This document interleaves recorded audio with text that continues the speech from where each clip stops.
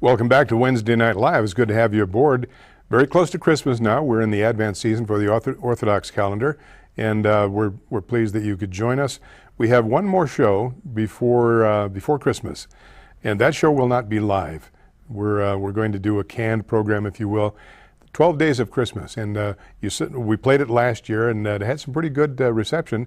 We hope you'll like it again. But in the meantime, let's get into tonight. We're going to do a little catch up tonight. Show you a couple of short videos just to emphasize a few points. In the meantime, let me remind you, as I do every week at this time, Compassion and Hope Pregnancy Center.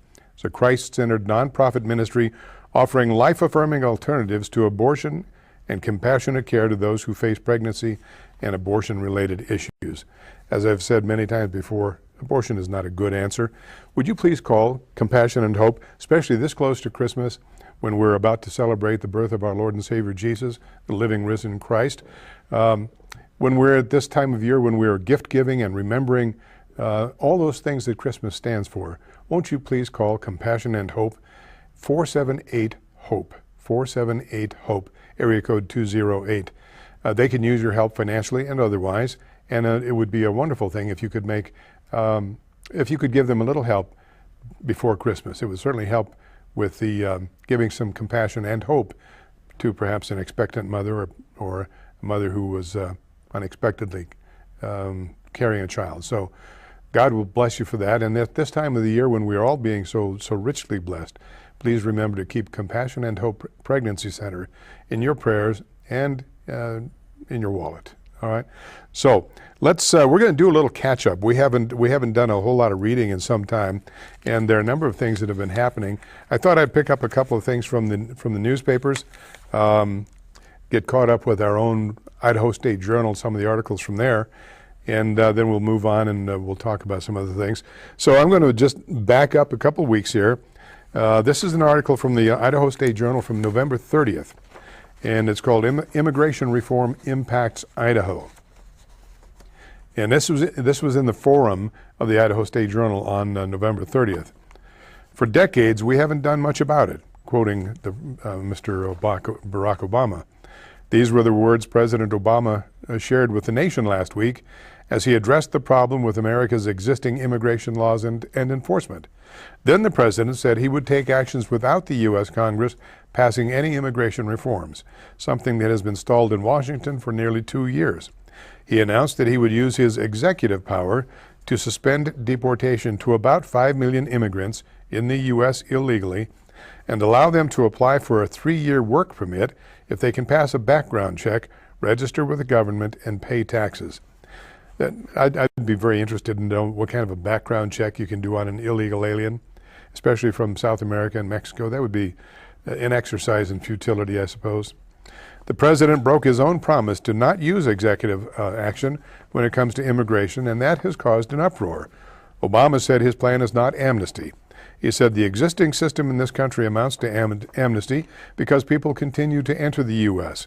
and work here without an effective way to determine who is here legally and who has come to this country without following any procedures to be here legally. And Idaho was among 7 states where the number of unauthorized immigrants, also known as the illegal aliens, increased between 2009 and 2012, according to a report released last week by the Pew Research Center. The report estimated that Idaho jumped from 35,000 unauthorized immigrants in 2009 to 50,000 in 2012, an increase of 15,000 people. It was driven by increases in unauthorized immigrants from countries other than Mexico, the report said. A recent story in the Twin Falls Times News said most of Idaho's 8,300 dairy farm workers are illegal immigrants. And Idaho Dairymen's Association Executive Director Bob Nerabout says he believes the number of illegal immigrants working in dairies is between 75% and 80% of all workers in the industry. And that's interesting. This fellow is the Dairymen's Association Executive Director. I'd be interested to know what, if anything, he and this organization are doing to stop the illegal immigrants. You know, there are laws in the books. You and I both know this. There are laws in the books that make it unlawful for employers to hire undocumented or illegal aliens. The laws are there. We simply don't enforce them. And if we did enforce them, I suspect we would have a change in things. Many years ago, many of you, especially if you're my age, you will remember what was then called the Bracero program.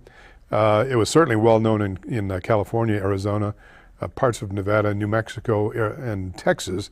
The Bracero program was basically visitors. The Braceros would come here from South America, mostly from Mexico, and they would work the harvest season. They would collect what for them was very good pay, and then they would go home. They were here legally for a short period of time for a specified purpose, and then they would go home. And they didn't have their children being born in our hospitals and draining us of resources.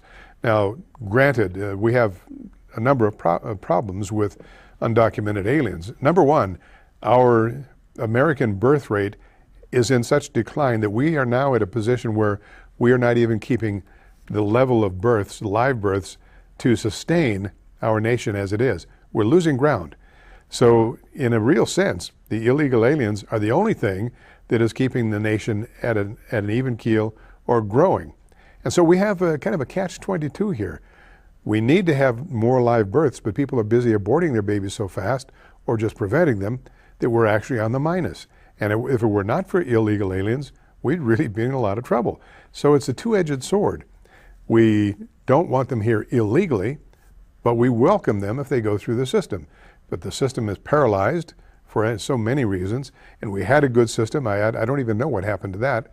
And then you hear the stories about, well, you know, all those children, you can't send them back because, you know, their parents have to come up here now and take care of them. But we do need people to work as the dairy farms. So we're in a vicious cycle here. It'll be very interesting to see if this Congress has the courage to do anything. Now that the Republicans are going to be, they are now in the majority for the Senate, where things have to be finalized, and they're well in the majority in the House of Representatives. It'll be interesting to see if it's going to be business as usual now that they've been elected. The Republicans will keep being Democrats with R's after their names, or will they find a spine to get the Republican Party back doing what we've always wanted it to do, and that is to stand up for the Constitution. Better yet, to stand up for you and me, the folks in the big middle class. All right, so subsequent to that article about illegal immigration, here's a letter to the editor, and I believe it was dated the same day. Yeah, November 30th. That one was in the Forum. This was a letter to the editor. It states, I happen to be married to a lady from Russia. She came to this country through our current broken immigration system. In the required forms, we had to prove many things. We had to prove she had an education. She has a master's degree. We had to prove she had no criminal record. We had to have a physical to prove she had no infectious diseases, and she had to have numerous inoculations. We had to prove she had financial support and would not become a welfare recipient. And we had to certify that she was not a member of an organization seeking to overthrow the government of the United States. Keep that point in mind. We're going to discuss that a little further. Clearly, Obama needs to rescue us from such a broken system by granting citizenship to everybody that has entered this country illegally because he stopped construction on the border fence. Incidentally, he wants to make citizens of more people than the number of jobs created in the 6 years of his rulership, his presidency. I took a little editorial license there. The system is not broken. Enforcement of our immigration laws is broken. That was written by Robert Billings of Pocatello, and kudos to you, Robert. Now let's go back and look at this. He's talking about his wife, he and his wife, his Russian-born wife, had to certify that she was not a member of an organization seeking to overthrow the government of the United States. One of my pet peeves, one of my sore spots is Islam. Everything about Islam is through Sharia law and massive immigration and propagation. Everything in their whole theological statist, everything about the religion is to overthrow the established government. We should be declaring Islam unfriendly to the United States. We shouldn't even let these people in the country. The very core of their existence is anti-Constitution, anti-American. Now, this is a very broad brush with which I'm painting this picture. But if you study Islam, Sharia law, here's this green book here is basically the book of laws for the Sunnis. Shia have a different book. I'm sure that much of it is similar. I haven't got the other one yet. This is their laws. And basically their laws, many of them are antithetical to the Constitution of the United States. Why are we allowing this fifth column into our nation who have made it very clear that it's their purpose to eventually strip us of our statehood and become an Islamic state? Now, I know that's pretty strong language, and I'm sorry if that offended somebody. It's not meant to offend, it's meant to inform. Why are they not being declared as an unfriendly state? Because Islam is a state within itself. All right, let's move on. Excuse me, December 2nd. In the midst of seemingly endless problems, turmoil, wars, strife, a loss of integrity and morality, there is light. It comes from God in the form of good people, acts of loving kindness, caring hearts. We see it here in Pocatello, where we moved 7 years ago. Smiling, kind, caring people, a good place to live. This was made even more tangible recently. I had fallen down our front steps, hitting my head on the concrete walk below. I couldn't move, and my husband, on oxygen from IPF, was limited in his help. I don't know what IPF is. In my dazed state, I became aware of someone walking toward us. A kind voice said, "You'll be all right. I'm here. I'm Dr. De La Rosa, and I'll take care of you." And of course he did. He was driving by, his son saw me down, and they stopped and came to help. Kind, caring hearts. I don't know Dr. De La Rosa personally, but know of him. He is a much loved and revered doctor in this community and beyond. He makes a difference. I share my story to remind all of us that when we fall, there are those who care. There is hope and light. Look around you. We live surrounded by good, kind, caring people. To Dr. De La Rosa and his son, who were kind and caring enough to change their plans and stop to help, I say, you have made a difference in my life. Thank you, and God bless you. And that's Faith Brainerd. I love these feel-good types of things. Don't get enough of these. And I'm sure that this, even though a basically isolated incident, I'm sure it happens all the time unreported. But she was thoughtful enough to write this letter to thank Dr. De La Rosa and his son. Now, I don't know if you subscribe to the Idaho State Journal, those few of you who still do, you may be as happy as I am to see that our old friend Lance Earle is back writing an opinion column for the Idaho State Journal. They don't put him on the opinion page, they put him on the back of it. So you have to go looking for it. You won't see it up there with the usual suspects. And maybe that's just as well, because since he's somewhat isolated from the usual suspects, you can kind of take some time to read his column. I don't know if you had a chance to read this, but I'd like to share it with you. This, I think it was his most recent, December 7th, Pearl Harbor, and it's titled, Grandma Knew. As rioting renewed yet again, as stores were looted yet again, as businesses burned in Ferguson, President Barack Obama stated that we are a nation of laws and called for peace. My skin crawled because just days before, this man completely trashed our supreme law, the Constitution of the United States. This criminal callously did that which he publicly stated more than 20 times was forbidden by our Constitution. Republicans took back Congress largely on the promise that they will stop this lawless president. Speaker of the House John Boehner once spoke with strength and conviction. Now he cowers and crumples. Likely, moderate and progressive Republicans will turn their backs on constitutional principle and shrink from this fight. How did we get here? I'm reminded of an episode of The Waltons. The family was suffering in the throes of the Depression when FDR announced the New Deal. With all of the suffering of those dark days, this seemed like manna from heaven. In reality, the New Deal boiled up from the depths of hell. Only Grandma Walton saw it for what it really was. It was something for nothing, government intrusion, wealth redistribution, federal debt, and a new way to enslave Americans. John Boy and the rest of the family, largely socialist and completely ignorant of constitutional truth, berated her while failing to see what she saw clearly. The seemingly insignificant constitutional violation of FDR opened the door for future administrations to wade deeper into the swamp of crime. So they added welfare and Social Security because it seemed like a good idea and because we were too ignorant to see the truth. Then, because the poor got government handouts, why not the farmer and the dairyman and the corporations and cities and towns and even colleges? So we can do a multi-million-dollar study to discover why tomatoes don't smile. 50 million are in poverty. 50 million are on food stamps. The people are divided and angry. Racism and terrorism are on the rise.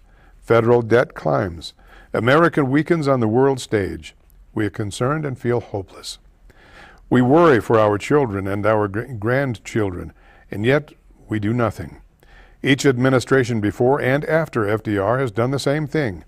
Each president has taken strength and gained support from acts of lawlessness by previous presidents. And so they take the next logical step. This last lawless act by the criminal Obama is the worst of all. Even though he is constitutionally obligated to enforce the laws of the land, even though he is constitutionally prohibited from creating new law, even though Congress is the only body that can constitutionally write immigration law, Obama violated all. Now, in the wake of Ferguson, this crime boss is talking about an executive order to force standardized restraining of all police, or retraining of all police. Here we go again. The Constitution and the 10th Amendment clearly give the states total control over all police agencies.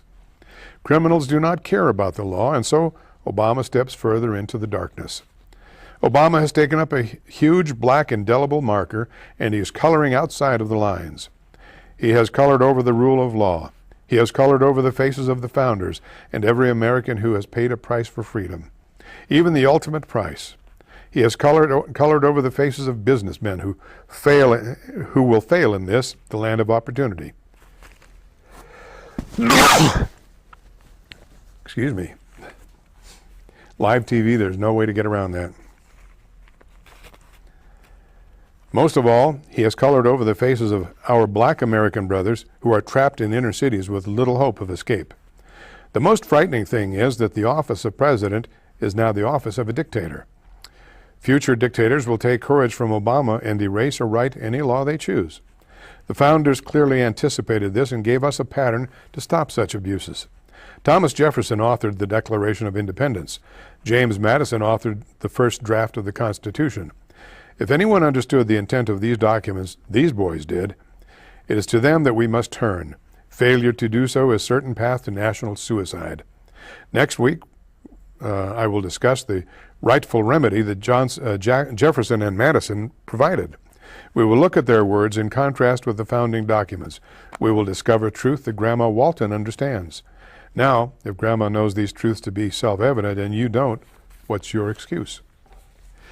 A little lengthily for a read, but I thought you might find that, I found that very interesting, very well written, and I can see the eyebrows of the usual suspects going up and saying, oh, Earl's gone off again. No, Lance Earl is telling it like it is, like we need to kind of remember. It's going to be very interesting over the next 2 years, because we will still have Mr. Obama, the dictator-in-chief in the White House, and we have a new Congress. It'll be very interesting to see if we get anywhere, or if Boehner just goes golfing with him again. All right, this is an article, here again, a letter to the editor, and this is from December 11th, and called The Lost Purse. After Christmas shopping, I stopped at Winco to buy a few groceries, put them in my trunk, put the cart in the cart holder. When I got to my next stop, I realized my purse had been left in the cart. Driving back, I thought, my credit cards, debit cards, cash. Oh no. When I went to the carts, my purse wasn't there and the carts hadn't been collected. Distraught, I went into the store, all the while thinking it was gone, and asked at the courtesy counter if a purse had been turned in. The lady asked my name, and yes, it had. How wonderful to know honest people still exist. Then I asked if they left their name, and she said no, but it was a Spanish gentleman. Thank you for restoring my faith in humankind. That was a letter from Charlene Lester of Pocatello. I had a similar, though less scary, incident happen a couple months ago when we were having a heavy rain, and I had my umbrella, and I had put it in the cart and walked off with that. I got almost all the way home, and I realized, and it was my good, I've got 2 umbrellas, that was the good one. I thought, oh man, an umbrella, it's raining, cats and dogs, is gone. But I just on a dare, or whatever you want, on a whim, Went back to check on it, and sure as heck, some good citizen had turned it in. I'm sure they could have used it to stay out of the rain to get to their car. It's a good umbrella. They might have seen, gee, that's a good umbrella. I like that. Somebody was decent enough to put it back. When I went to retrieve it, all I did was describe it, and they had it right there. And thank you to the good citizen who did that thoughtful thing for me. Didn't write a letter about it, but I'm glad I had a chance to refresh my memory so I can say kudos to whoever it was who turned in my umbrella. This is from December 11th. Very short, very to the point. A big thanks go out to the state of Idaho, city of Pocatello, and especially Jack B. Parson Construction for saving me a lot of money. I no longer need to take my grandchildren to Lagoon for amusement rides.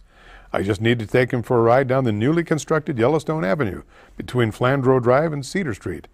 Wow, what a great roller coaster ride they've provided for all of us. And that was from Werner Rosenbaum at Pocatello. Have you noticed that, we had, there was the big deal about the equipment being loaned out to Wyoming, I think it was, and our roads were, they were in bad shape, especially Yellowstone. That was bad. You couldn't go a half a block without your car taking a pounding from the roadway, and it was months before it got done. And I thought to myself, the first day I came down and I could see the blacktop, and it was all new, and I thought, finally. And then I got on the road and I thought, did they pay these people to do this? Is this really what we paid for? Whoever the contractor was on that shouldn't be paid. It's terrible. It isn't up to the standards we've seen in the past. Or maybe it is. Maybe it is. I don't know. This too is from December 11th, and this is about the importance of voting. And though we're past the, we're not that far. It was back in November that we were voting. This was December 11th. I have vivid memories of being caught in a parade in downtown Tehran in 1950s. It was the day of Ashura, a holy day of mourning commemorating the death of the Prophet Muhammad's grandson. Men and boys of the Shiite sect of Islam wear black and, using swords or lead-tipped cat-of-nine-tails, beat and cut themselves into a bloody mess. You may have seen this from time to time on television. I was not supposed to see this, but it did leave an image I have never been able to erase. On television, I see Black Friday shoppers, many of whom are members of some sect of Christianity, throwing themselves into stores in a frenzy to grab goodies in an attempt to beat others to the particular goodie they all want or need. This fanatic behavior is a precursor to a Christian holiday. Sometimes these para-religious activities can be a bloody mess, and there are images of this I would like to erase. But it is an annual religious holiday just like the day of Ashura. On the news, I see mobs protesting events that are unacceptable to the average American. And while I agree with the peaceful protest and civil disobedience, I fail to understand the frenzied, fanatic behavior that ends up as mob mentality rather than a method of civil disobedience and protest. Unfortunately, these are also end up in a bloody mess. In the first case, religion dictates the behavior. In the second, greed dictates the behavior. And we all understand mob mentality. It is what gets a lot of people killed without due process. But what I see most are the tiny, quiet steps taken by corporations, the news media, and public agencies that are slowly eroding our rights, such as the right to drinking water, which is no longer considered a right, according to Nestle, the perpetration of hate and divisiveness of the mainstream media, and the increasing misogyny, racism, and measured progression toward a police state, all dictated by politicians who are controlled by a well-disguised oligarchy. And these tiny, quiet steps are numbing us to the point that we've forgotten that voting can control what transpires. My point is, where were the shouting hordes and protesting mobs during the last election? If they had shown up at the polls with as much passion and fervor as they've shown up in their specific self-serving activities, there would not be this slow, almost imperceptible erosion of our rights. Unfortunately, too many of us appear to be ruled by sheer emotion, like a Shiite in mourning. And that was from Helen Delahunt Avila here in Pocatello. Have you been watching the madness on television, the continuing madness? Ever since this young man who was basically a law violator, got himself shot in Ferguson, and I'm not making light of this by any stretch of the imagination. How could I, when we see the madness in the streets? And of course we saw his, I'm really still not clear on that. I think it was his stepfather who was standing on a car exhorting the mob to burn this down, drawers hanging down below his butt like a common thug. Well, he's not a common thug. He's just a regular thug. He did his time in prison. He's out on the street, and he's just a regular thug. And then the mother screaming hysterically and inciting the mob. And then they go from what they don't expect to be seen on camera to the carefully orchestrated, I'm so sorry to see this happen. We must have peace, while they're on the side inciting riots. And then we see what happened in New York. And now the family of Mr. Garner, the man who died, they have said it wasn't the police that killed him. They didn't do it. That hasn't stopped the anarchists. That hasn't stopped the crazies who last night on television, as you can imagine, especially for me, when they were marching down the streets in New York, yelling, "What do we want? Kill cops. When do we want it? Now." What kind of a protest is that? That's not even a protest. These are anarchists. These are people who are destroying everything that we've been trying to build and keep running for 250 years, whatever it is. And yet, Al Sharpton, crazy Al Sharpton, I think I'll start referring to him as crazy Al Sharpton. Very wealthy man, doesn't even have to pay tax. In fact, they found that he's somewhere between $400,000 and $500,000 in tax arrears. He's not going to jail. He never will. And I doubt that he'll ever have to pay for it. But Crazy Al is still leading the fight. Tawana Brawley, yeah, and the Dukes, Duke University lacrosse team. And boy, old Crazy Al is always right there in the front to stir the pot. And then he slithers back under the rock for a while. And then something else happened. He's back in front again. I don't know how much money the man brings in, but he's enough to be well coiffed. Those suits aren't cheap. Crazy Al.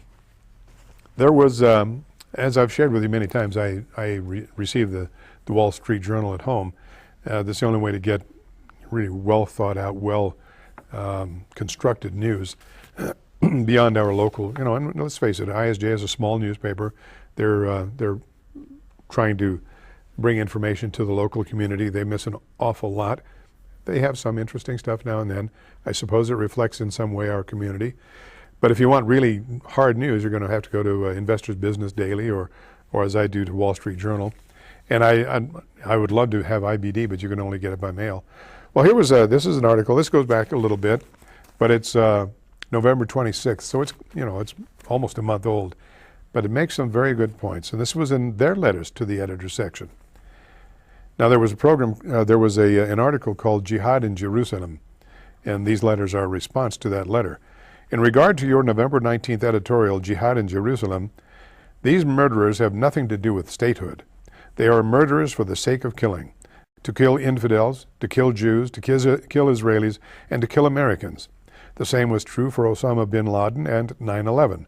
They weren't looking for statehood, they were looking to kill. In the words of former Israeli Foreign Minister Abba Eban, the Palestinians never miss an opportunity to miss an opportunity. Creation of a Palestinian state was part of the UN resolution creating Israel in 1948 and was rejected by the Arabs. In 1968, Israel offered to return all seized land with the exception of Jerusalem in return for peace. Again, this was rejected by the Arab states. President Bill Clinton secured 97% of Yasser Arafat's own demands from Israeli Prime Minister Ehud Barak, and the Palestinians rejected their own demands. Prime Minister Ariel Sharon gave them total control of Gaza, allowing them to begin the road to statehood. Only they were more interested in making it into a terrorist camp than in developing it into a vibrant state. Statehood is not the issue. If statehood were the issue, Palestinians would find in Israel a willing partner in peace. Just ask Egypt and Jordan. If they're looking to annihilate the Jewish people and state, they will find Israel, the Jewish people, and Americans are not going willingly into that long good night. Charles Plushnik of Brooklyn, New York. Another letter. You're right when you write what Israel needs now is confidence that the U.S. will not reward these acts of jihad by browbeating Prime Minister Benjamin Netanyahu back into negotiations with Palestinian President Mahmoud Abbas. Unfortunately, that is exactly what we can expect from President Obama, who treats Mr. Netanyahu with contempt because he refuses to sell out his country and to satisfy the man in the White House, who sells us out every day these days. Have you seen this? Maybe it's just me. Maybe I'm very skeptical, but it seems now that Obama is a lame duck president, he's become far more reckless, and it seems to have an air that he really doesn't care. He knows that we can't do anything about it. The Congress is, I don't know what they are, blinded, handcuffed, whatever it is. They're not doing anything about it. And he's just kind of thumbing his nose at the American people. He's doing what he wants to do, and if you don't like it, tough beans. Well, some of us didn't vote for him, but the rest of us got what they voted for. Once again, we see the horrors of Palestinian terrorism. Once again, we see the result of Arab lies and incitement to violence by all Palestinian leaders. When Jordan captured part of the Palestinian Mandate in 1948, it forced out every Jew, filled their homes with Arab settlers, and destroyed dozens of synagogues. One of the most prominent, the Harva Synagogue, was reopened this year. In contrast, when Israel drove out Jordan in 1967, every religious property was respected and control was handed to the respective authorities. The Temple Mount was given to the Waqf. Every Israeli government since has reaffirmed that Jordan and the Jerusalem Islamic Waqf were in charge. It is they who decide who visits the Dome of the Rock, and no infidel ever enters the Al-Aqsa Mosque. Politically incorrect or not, that's the core difference between Arabs and Jews. The Arab League will not accept any infidel entry in control in the Middle East. The PLO drove the Christians from Lebanon. The Palestinian Authority did the same in Bethlehem. The Muslim Brotherhood destroyed churches and slaughtered Christians in Egypt during its short reign of terror. ISIS continues the work. So long as Arabs celebrate murder with candies and cake, and Western media give them a pass no matter how heinous the crime, and Americans and European leaders continue to pander to OPEC's owners, Islamicists will enjoy the fruits of racism and terrorism and plan that coming caliphate. And as I've stated before, and it's worth repeating perhaps in this season where we're, in Orthodox Christianity, now we're in the season of Advent. We are anticipating the coming of our Lord and Savior, Jesus, the living, risen Christ. So this is a very special time of year for us. In Judaism right now, yesterday was the first day of Hanukkah, Festival of Lights, a very important occasion. We're going to touch on that in a minute. And yet, the only thing I could find, because Islam is supposed to be one of the three great religions, great by size perhaps, the only thing I could find that they are participating in the month of December, when we are celebrating both Hanukkah and Christmas, a Jewish and a Christian holiday, what the Muslims, and these are the Shiites, you heard about them a little while ago, they are not celebrating, they are reflecting on, or they're doing a Hajj in memory of the grandson of Muhammad, who was murdered, basically. It's an interesting thing about Islam. The ascendancy to different positions seems always to be followed by murder, either of each other or somebody else. Which brings us to, yesterday in Australia. Here we are, the Wall Street Journal. Australian hostage drama ends in deaths. Now here was a self-proclaimed imam who went into a coffee shop, and decided that he wanted an ISIS flag. That was one of his, as far as I know, the only demand he made. He wanted an ISIS flag, and this was in Sydney, Australia. Sydney, Australia would be perhaps akin to New York in the United States, or Los Angeles, or Chicago, large metropolitan city. And here's this madman who has decided. They said he's a self-proclaimed imam, and I really don't know how they go about selecting imams. I don't know if they're all self-proclaimed.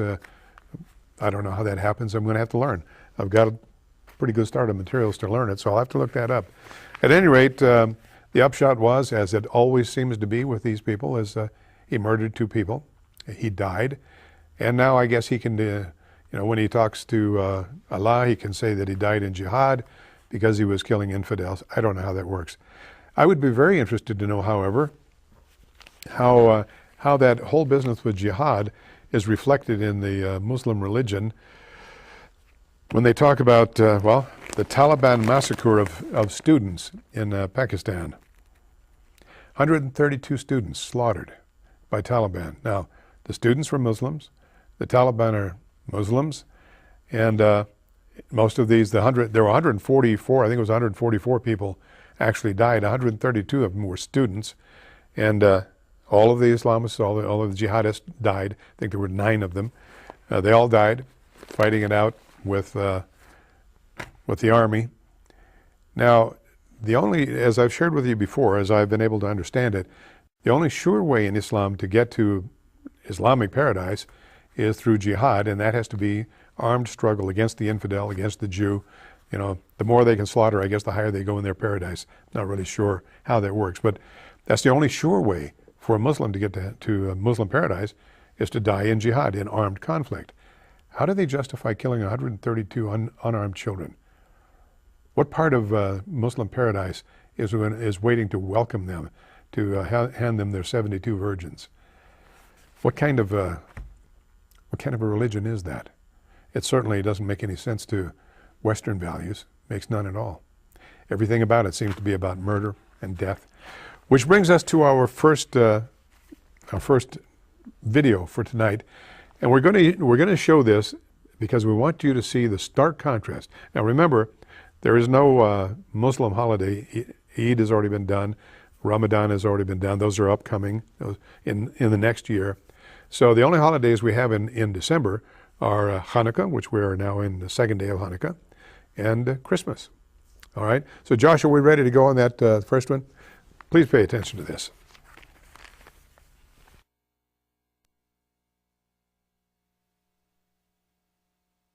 بداية إن الحديث عن صفات يهود له نمط خاص، لأننا نتحدث عن قوم لم تبقى صفة قبيحة إلا ووسموا بها، وكانوا أئمة فيها يعلمون غيرهم فنونها، خصوصا أن هذه الصفات التي سطرها القرآن الكريم وصورها في أبشع صورة من خلال اللقطات البشعة لحياة يهود في شتى المجالات، هذه الصفات لا زالت كما هي قديما وتتكرر حديثا، لا بل والله لقد ازدادت بشاعة وسوءا لتطور وسائل الإفساد والإجرام في هذا العصر. فيهود والله شر خلق الله، وهم شر من وطع الحصى وعلى سطح هذه البسيطة مشى. هم قوم قتلة للأنبياء. ابن القيم يقول بأنهم قتلوا 70 نبيا في يوم واحد، وقتلوا ما يزيد على 10,000 نبي، وحاولوا مرتين على ما نعلم قتل نبينا محمد صلوات ربي وسلامه عليه. يهود هم القوم الذين جعل الله منهم القردة والخنازير، يهود هم القوم الذين ضربت عليهم الذلة والمسكنة. واليوم نحن نعيش الزمان الذي اقترب فيه بإذن الله قتال يهود، مصداقا لحديث نبينا محمد صلى الله عليه وسلم: تقاتلون يهود حتى يقول الشجر والحجر يا عبد الله يا مسلم هذا يهودي ورائي تعال فاقتل. وأقولها ليهود علنا: لقد آن أوان ذبحكم، لقد آن أوان قتالكم، لقد آن أوان قتلكم، وإنا بإذن الله لها، نحن والمسلمين الصادقين المخلصين وجيوش دولة الخلافة الإسلامية التي ستأتي إلى هذه الأرض لتحررها من أدناسكم. ونحن ننتظر اليوم وننتظر اللحظة التي يحين فيها موعد ذبحكم، وإنا لكم بإذن الله عز وجل. فافعلوا الآن ما شئتم، لكم الكرة الآن، لكم القوة الآن، اقتلوا، اذبحوا، شكا منكم الحجر وشكا منكم الشجر وشكا منكم البشر. لا تبقوا بالله عليكم يا يهود في قلوبنا ذرة رحمة لكم، لأنه حين يحين ذلك اليوم، يوم ذبحكم، فإنا سنذبح ولن نرحم. اللهم عجل بهذا اليوم يا الله. اللهم عجل بيوم يهود يا الله. اللهم عجل بيوم قتلهم. اللهم عجل بيوم قتالهم. اللهم عجل بيوم ذبحهم.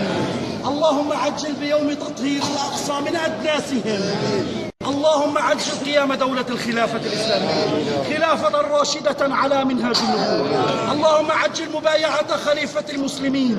اللهم عجل مبايعة خليفة المسلمين. اللهم عجل مبايعة خليفة المسلمين. When was the last time you called upon God to slaughter somebody?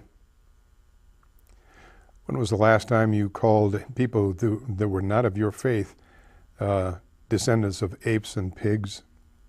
When was the last time you looked forward to slaughtering people in the name of your supreme being? All right. Well, now there is light, for lack of a better word. Now I share this with you a lot, and I intend to keep bringing the truth about Islam. There are something like 1.3 billion Muslims on the face of this earth, so we're told. Well, 1.2 billion, 1.3 billion, 100 million here and there. Well, and supposedly no more than 5 to 10% of them are the people like this mad mullah, who he stands in his mosque. Now, their mosque, of course, is roughly equivalent, only because of its use, to your meeting house, to the synagogue, to my church. That's where we go to be in touch with in my case, with God. And we don't talk about slaughtering people that we disagree with.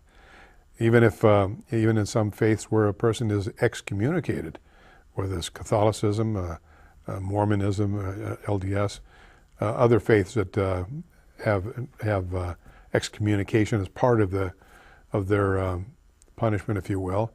Shunning perhaps is the worst that you're going to get, but you won't find one of the leaders in your church talking about slaughtering anybody.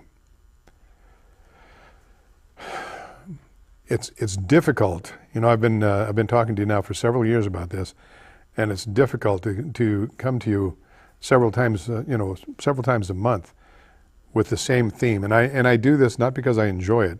It's an interesting study because it's the contrast between Islam, Judaism, and Christianity couldn't be more vivid, the contrast. But it seems like we in America are asleep. And we're so busy going on with our lives that we don't see the wolf at the doorstep. And the wolf is telling us what he's going to do to us. Just like Hitler, when he wrote Mein Kampf, he told us exactly what he was going to do. And then he did it. And the good people of Germany, they weren't all Nazis, but the good people who were Germans that stood aside and watched it happen were just as culpable as the Nazis because they watched it. Are we going to be culpable and just watch this happening? Europe has been almost completely Islamicized now. And it was kind of an interesting thing when I was reading about this incident in Sydney. Sydney apparently has something similar to Paris. Paris has, I can't remember the proper name for it, but it would be equivalent to what we would call a suburb that almost completely encircle Paris of Muslims. And those Muslim communities are self-contained, self-ruling. They practice Sharia law, and the French police don't go in there. Sydney, apparently they have several of these suburban communities that are like that, where they are self-contained, practice Sharia law. In other words, they don't practice the law of the very countries where we see this all over the world.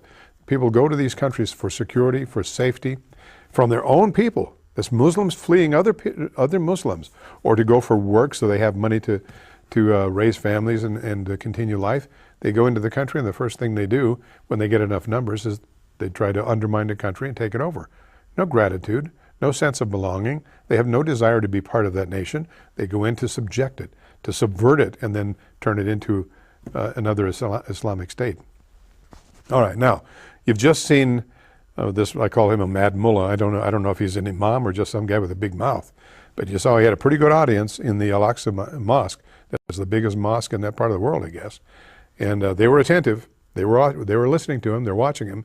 And if he is an imam or a mullah or whatever the term is, he gets the respect as you saw them sitting there. I can't tell you how many were there, but there was a large crowd, and they're listening to this. Nobody's protesting it. They're all scared to death because unlike for instance, in the Christian faith, we have an intercessor with our God. We can talk to our God personally. You can't do that in Islam. You cannot talk to God or to Allah. If you do, I don't know, you just obey. All right, so now I've got another film clip here, and the contrast is pretty broad. And this is celebrating Hanukkah, which is right now we're in the season of Hanukkah. So Josh, are we ready to go with that one? All right, please pay attention to this.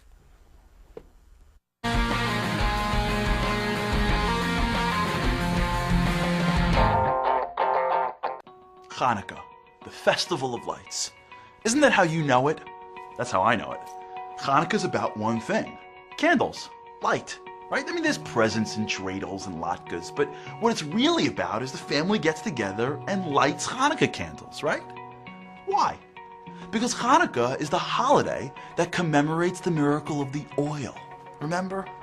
A long time ago, the Greeks conquered Israel and ruled over it with an iron fist, forbidding anything that resembles Judaism.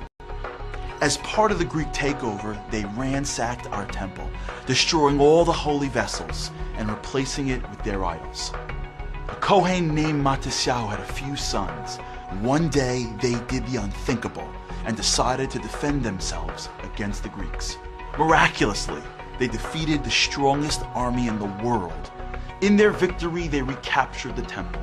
During the rededication, they wanted to light the menorah, but they couldn't find any oil appropriate for the lighting. So they searched, and then they found one jug. They lit it, and the oil lasted for 8 days. Hence, the miracle of the oil and our focus on lighting the candles. And of course, since we are Jewish, we need to include eating oil. What would a Jewish holiday be like unless we turn triumphs into food? So we cook everything in oil for 8 days. Latkes, donuts, whatever. Deep fry it and you feel better about your Judaism. I love us. But doesn't something seem strange to you? Doesn't it feel like we're missing the real miracle? Matisyahu and a few tired, malnourished, untrained Jews beat the Greek army. What? That's like saying that you and a few of your friends took on the US military and won. If you want to talk miracles, the war was the miracle. That's what we should be remembering. Why are we focused on the candles? I got my answer one spring morning over a bowl of Cheerios in a small apartment in Long Island. I was visiting my grandparents. They're Holocaust survivors. They went through the worst. Concentration camps, Mengele, watching their parents die before their eyes, starvation, hunger, sickness, all before they were 20. And yet now, in their old age, they seem to be happy with so little. A call from the grandkids, a kiss and a hug, looking at pictures from my bar mitzvah, and they light up. One morning, I stopped by their apartment for breakfast. They were glowing about something small. I mean, I don't know, someone called, or they were looking at some pictures, and I couldn't help myself. I asked them, how could you be so upbeat? How are you not more bitter, angry, mad at the world? I'll never forget their answer. They said, you need to understand how a Jew fights. You see, a Jew never fights with a sword. He defends with the sword. But a Jew fights with light. Do you know how we fight Hitler? Not with anger. We fight him with light. By building a family, by having kids and grandkids, by helping each other, by living with joy. He tried to kill us. We fight by being more alive. A Jew doesn't fight with a sword. He fights with light. The story of Hanukkah happened thousands of years ago, but it's still going on today. Look around. Our enemies are encircling, and they don't just want our blood. They want our soul. They don't fight at our borders. They fight in our homes and synagogues. They aim for the vulnerable. They ambush us when we're praying or studying. And then they blame us. It's our fault. Stop crying, they tell us. You brought this on yourselves. And everywhere we turn, they lurk with guns and rockets and knives or cameras and pens and newspapers. So how do we respond? Well, we defend with any means necessary. A Jew can defend by the sword. But we don't fight with the sword. We don't fight with darkness. We fight with light. They attack our synagogues and we'll pray even more.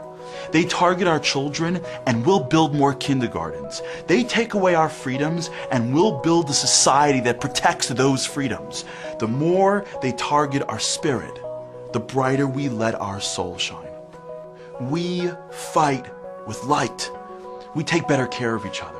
We give more charity. We're more patient, kind, and giving. The symbol of Hanukkah is not the sword because that's not the symbol of the Jew. We never want to fight. We don't aspire to be warriors. We want peace and freedom. And although Hanukkah was a miraculous military victory, the symbol is who we really are, the candle. We're the nation that brings light, that brings morality and ethics, that defends the vulnerable, that helps the poor, that heals the sick, that rebuilds from tragedy, that looks at darkness and lights a candle. This Hanukkah, as you light your candles, join the resistance. Join the cause of bringing a little bit more light into your life, to your family, your community, and the world. Fight darkness, one candle at a time. Happy Hanukkah.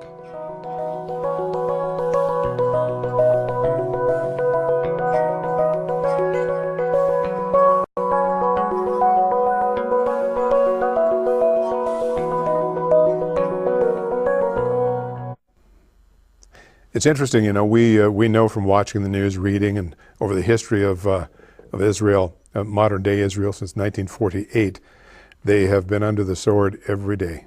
Can you imagine our little community here if we were under the sword every day for our very existence? We had to be so watchful. We see what has happened in Israel. Israel, remember now, Israel has never, this has to be quantified or qualified in some way. Israel did attack Iran's nuclear site. It was in Iraq's. They did attack Iraq's nuclear site, or the proposed site. So in that case, they did attack. But think of it, was that an offensive attack, or was it defensive? Because the Iraqis are vowed to wipe the Israelis off the face of the earth, just like the Iranians are, and all of the other Muslim countries. They are vowed to wipe the Israelis off the face of the earth, and if they have their way, kill every Jew and anybody else that gets in their way. Now here's Israel. If you look on a map, this tiny little sliver about the size of the county of Los Angeles. It's that tiny, with I think is now 15 million people crowded into that area. And yet they have never attacked their neighbors until their neighbors were on their borders. And you know, in the '67 war, they were being attacked by every single Arab nation that bordered them. And it wasn't until they were actually in the position where they could no longer wait that they took a preemptive strike. But they waited and they waited and they waited. And yet, what do we see from Islam? 1,400 years. You know, if you study it, and the more I study it, the more I look into it, the more I see this. Islam, at least in Western cultural thinking, is like a dark cloud descending upon the earth. It is all darkness. There's no light. There is no light as you see about Hanukkah. There is no light as Christ coming into the world to redeem a sinful and broken world. There is only darkness in Islam. Now you can portray them, and I'm portraying them deliberately the way I see this. I have been doing some study in Hadith. This is the book. This is the one that they get all of their information from, all of the rules of living as a devout Muslim. As I've shared with you before, ISIS is not, they're not radicals. They are complete purists. This book that I have here is called Reliance of the Traveler, Ahmed ibn Naqib al-Misri. I'm terrible with the Muslim words or the Arabic words. It's called Reliance of the Traveler, a classic manual of Islamic sacred law. In Arabic with facing, and now this is parallel columns, Arabic and English in here. And now here's an interesting illustration of the difference, the different way of thinking here. When Jesus came into the world, he was a revolutionary. He freed women. At that time in the Jewish world, and there was no Muslim world in those days, so in the Jewish world, women weren't even second-class citizens. They became first-class citizens, but they had no rights, really, any more than today's modern Muslims in the old country. Now, many in this country do not practice those laws as we know of them over there, but there are still parts of Islam where a man simply has to shake the dust from his feet, clap his hands, say, I divorce you, and the woman has nothing. That's not as common in some places as it once was. But this is when Jesus came in, he gave women equality. He freed slaves. These were revolutionary ideas.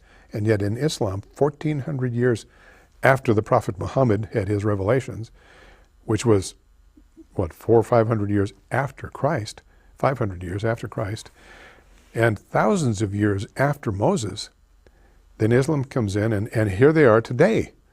And they want to do this in our country. This is their book of justice, and in this particular thing we're talking about what is permissible for killing. These are indemnities. And this is interesting just in what it says here.